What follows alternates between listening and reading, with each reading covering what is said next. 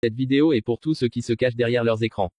Tous ceux qui viennent parasiter les espaces des autres avec leurs mots tranchants, leur méchanceté, leur venin.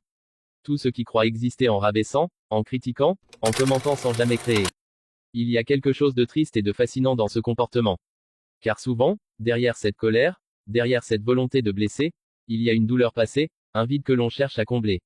Une humiliation, un rejet, une blessure ancienne, et la seule façon que certains ont trouvé pour exister, c'est de transmettre cette douleur aux autres.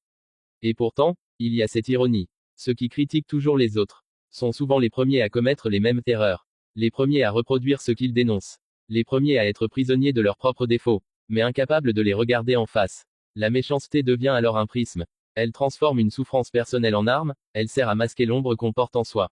Observer ces comportements, c'est comprendre un peu la condition humaine. La peur, le passé, la douleur, la solitude. Tout cela peut pousser certains à exister au travers de la critique, plutôt que par leurs actions. Alors, à ceux qui passent leur temps à parasiter les espaces des autres. Continuez, si cela vous soulage. Continuez, si cela vous permet de sentir que vous existez. Mais sachez ceci, la vraie existence ne se mesure pas dans les attaques, dans les commentaires, dans le venin. Elle se mesure dans la création, dans la vie que l'on construit, dans la lumière que l'on laisse derrière soi.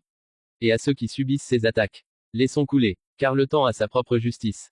Et ce qui est semé dans la méchanceté finit toujours par refléter la douleur de celui qui l'a semé. La haine est un miroir. Elle montre, plus qu'elle ne détruit. Et à travers ce miroir, on voit souvent plus que l'on ne voudrait. La fragilité et les blessures de ceux qui frappent les autres pour se sentir exister. Ainsi, que chacun suive son chemin. Que les critiques glissent, que la douleur s'épuise dans son propre écho.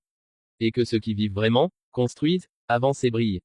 Car la lumière n'a jamais eu besoin de se justifier auprès de l'ombre.